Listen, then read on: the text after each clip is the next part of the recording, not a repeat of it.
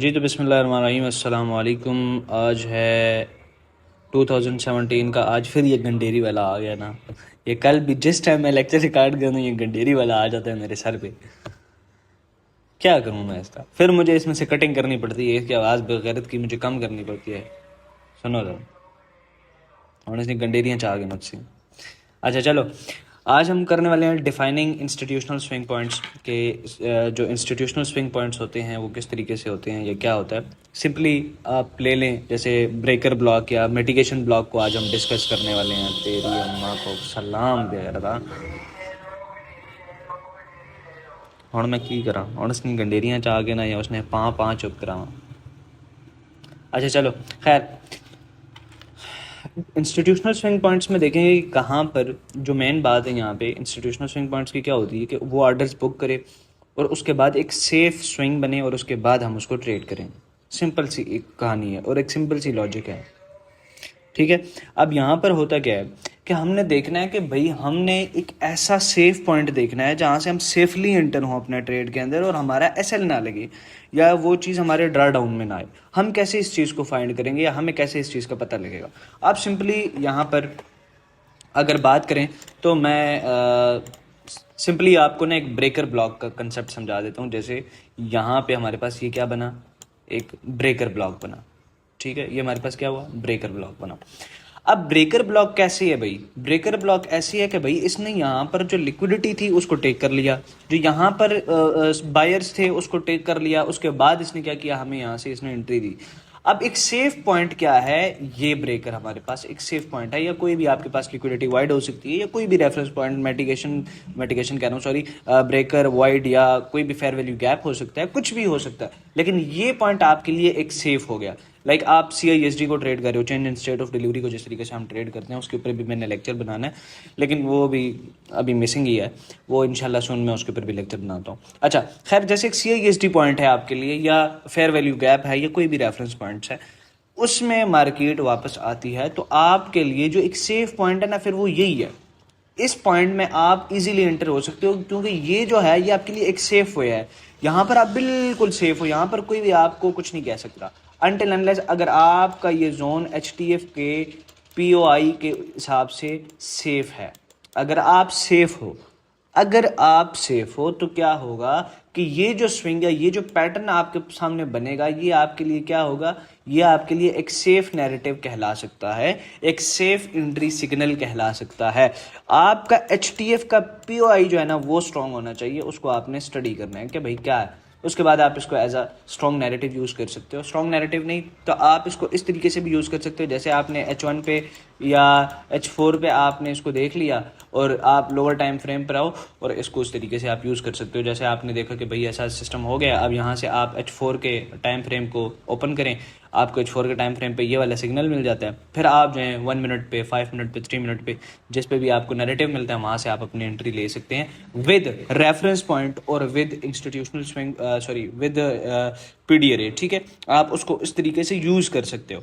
Same इसी चीज़ को अगर हम यूज़ करें मिटिगेशन ब्लॉक के साथ, या फिर जो हम दूसरी बात कर रहे थे कि मिटिगेशन ब्लॉक की तरह हम इसको भी स्टडी करने वाले हैं, ब्रेकर ब्लॉक के साथ मिटिगेशन ब्लॉक को भी स्टडी करने वाले हैं, तो वो एक सिंपल से सिस्टम है। अब यहाँ पर ये आपके पास क्या है, एक बुलिश सिस्टम है। अगर इसी तरीके से मैंने बेरिश जाना है तो मैं क्या करूँगा, जैसे ये अब मेरे पास क्या था, ये स्विंग पॉइंट ये मेरा गया, ठीक है, ये गया। यहाँ पे मेरे पास क्या था, HTF का POI जिस पे मार्केट ने क्या किया है, टैप कर लिया, ठीक है। अब जैसे टैप हुआ यहाँ से मार्केट क्या करती है, स्ट्रांगली डाउन आती है। अब स्ट्रांगली जब डाउन आई तो यहाँ पे हमारे पास ये तो टेक हो गया, HTF का POI भी हमारे पास क्या हुआ, टैप हो गया। अब यहाँ पे ये जो स्विंग ब्रेक होगा, यहाँ पे जो लिक्विडिटी बनेगी, जो PDA रे बनेगा, वो हमारे पास क्या बन जाएगा, ब्रेकर बन जाएगा। This will be our breaker block, ठीक है।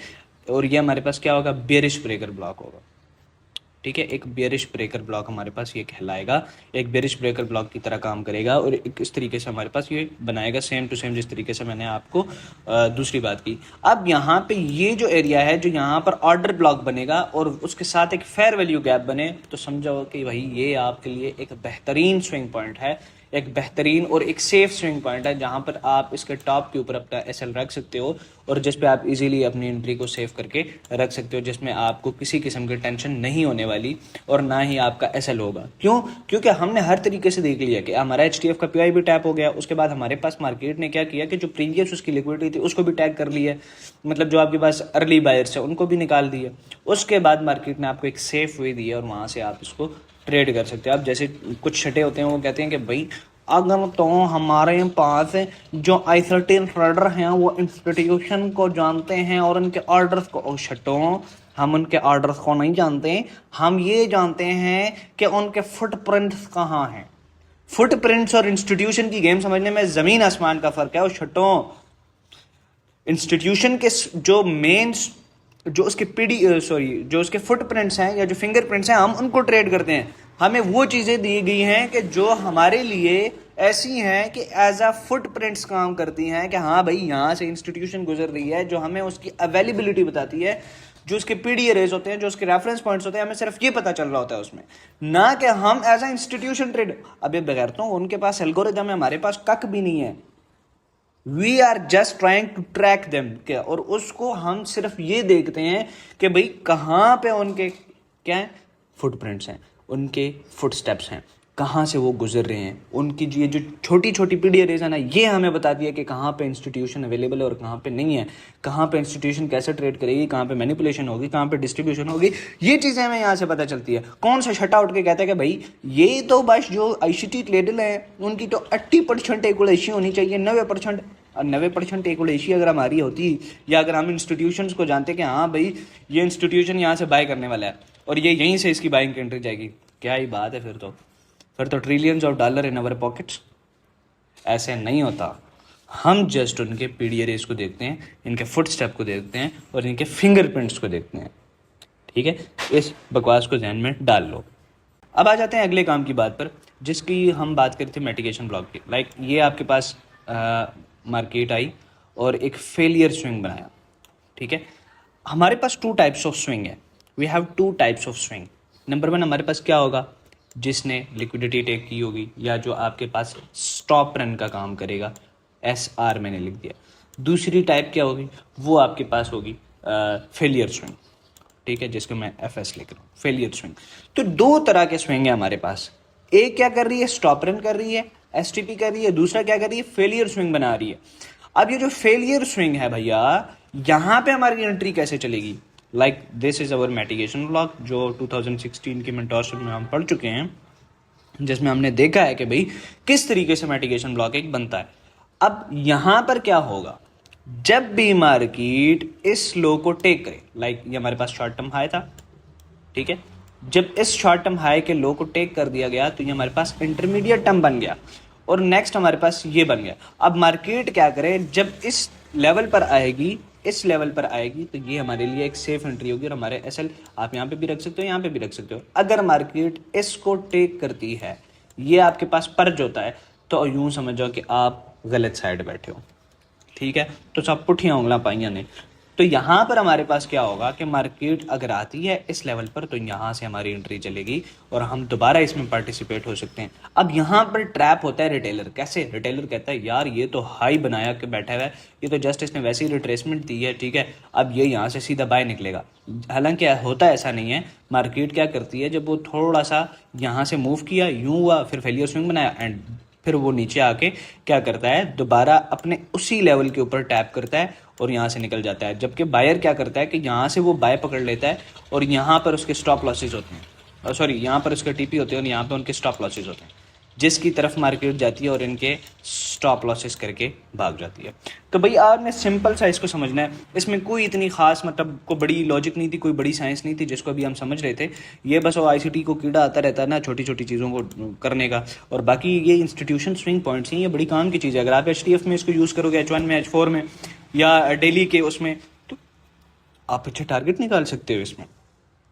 ठीक है, आपको बल्कि मैं एक छोटी सी एग्जांपल आपको दिखाता हूँ यहाँ पर लाइव मार्केट में, जो कल हमारे साथ गोल्ड में हुई।